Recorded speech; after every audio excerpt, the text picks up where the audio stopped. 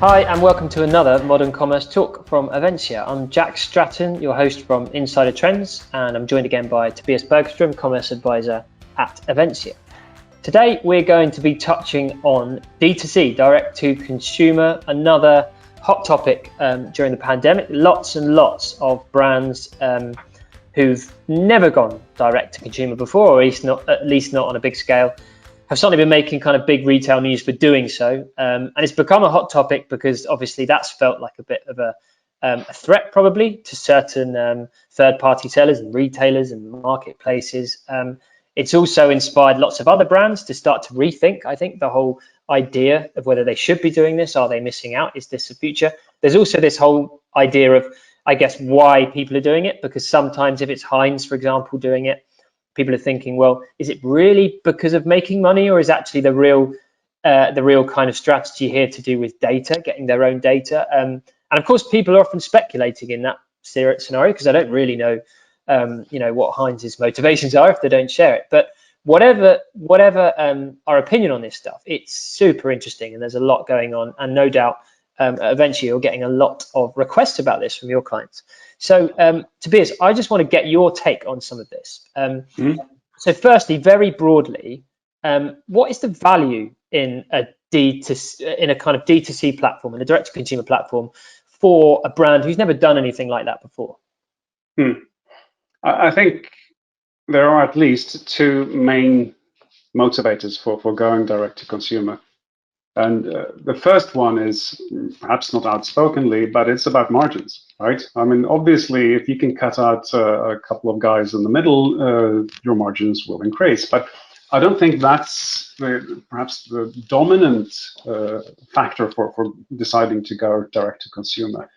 But it's more about actually being able to sell their entire product portfolio, right? So just like we see tendencies of consumers being less loyal, we see the same thing in the entire distribution chain, right? So importers or distributors are becoming less brand loyal, but especially retailers. So you have to fight for your retail space as a producer and brand owner today.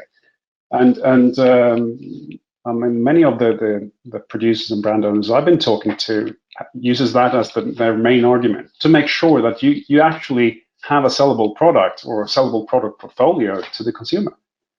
So it's not about really competing with retailer, but it is getting your message through.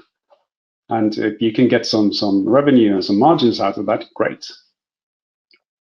So, but I think those are the main two. And you mentioned to me before this idea of channel conflict, and people are talking about that in relation to D2C. So talk me through that a little bit. What kind of issues does this create in terms of channel conflict, and is that a reason to not do it? Obviously, if we're talking about the brand loyalty of retailers going down, and obviously, if you're deciding to open up a new sales channel direct to consumers, that relationship and that loyalty can evaporate even more.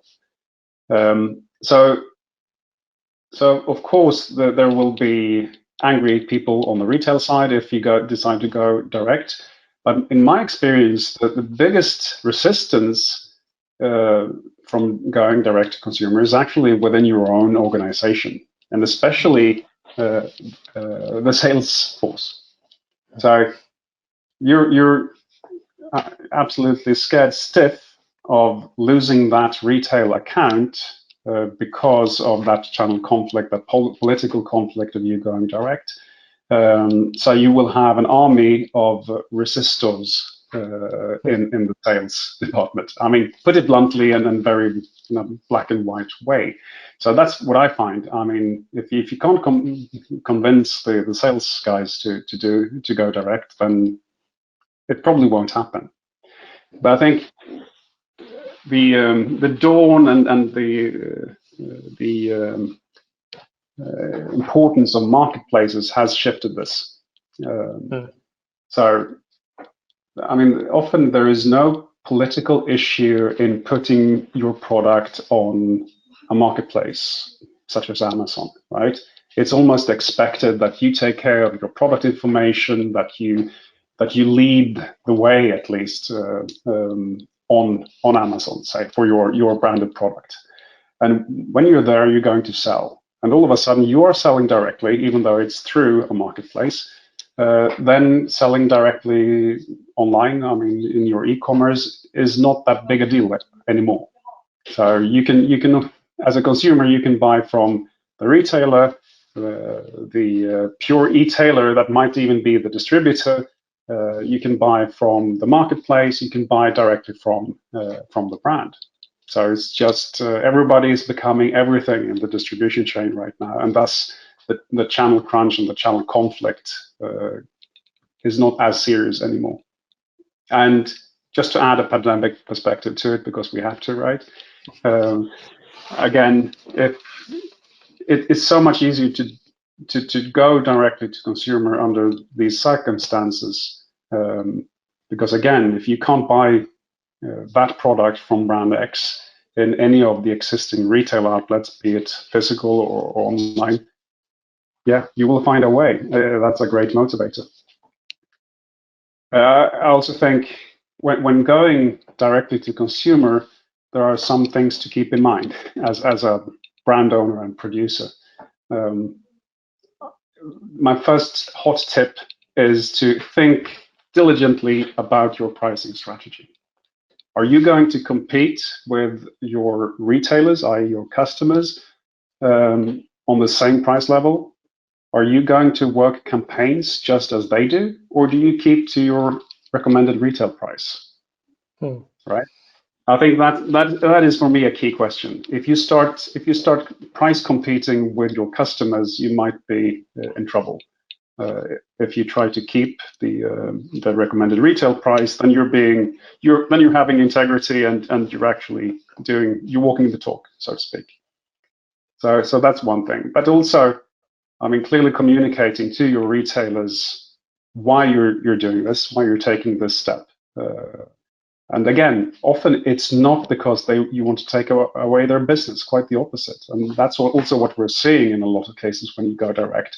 It does not decrease the retailer's sales, quite the opposite. That's really interesting. And there's so many aspects of that I think you've touched on. I think the cultural question is really an important one. The fact that actually the resistance comes from within, especially from the sales team. I hadn't thought about that. It's a really interesting point. How closely this is all linked with loyalty, actually. This is almost like an exercise in improving customer loyalty. Massively important. The other thing I'd like to ask about specifically about D2C is, how I get the sense that some brands, not necessarily all brands, but just by the size of their D2C platforms, they almost look to me like tests, like trials. They look like they are exercises. They're not necessarily enormous. And that has made me think almost that's part of the opportunity, isn't it? I mean, you could be a very large manufacturer of a set of products or whatever, selling through lots of retailers and doing all kinds of interesting stuff. But rather like Dyson did with their stores years ago, where they just opened up these stores really just in a direct-to-consumer way, just to kind of show off their products and educate the customer about the products. It's just like a way to maybe trial something, but probably in quite an easy way, right? Because rather than all those legacy problems you might have in your normal e-commerce stuff, you can just start this little D2C platform off from scratch, can't you? And that's kind of, and what do you think about that? Because to me, that seems a massive opportunity. This is such a cool way of just being able to trial something and maybe keep it away from your existing stuff. I absolutely agree. And I think a lot of brands and producers feel too far away from their actual consumer, right? They don't meet the consumer. So opening up a brand store, even though you don't sell anything, or trialing direct-to-consumer e-commerce is a way to get under the skin of the consumer and get not the data, but the understanding of what's actually working and not.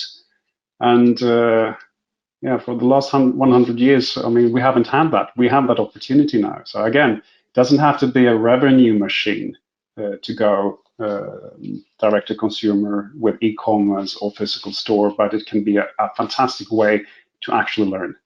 how the consumer works, what works in terms of, and use that for product development or sales argumentation or whatever. And I think that's perhaps, I think you're right. It's a very undervalued, underrated reason for going direct.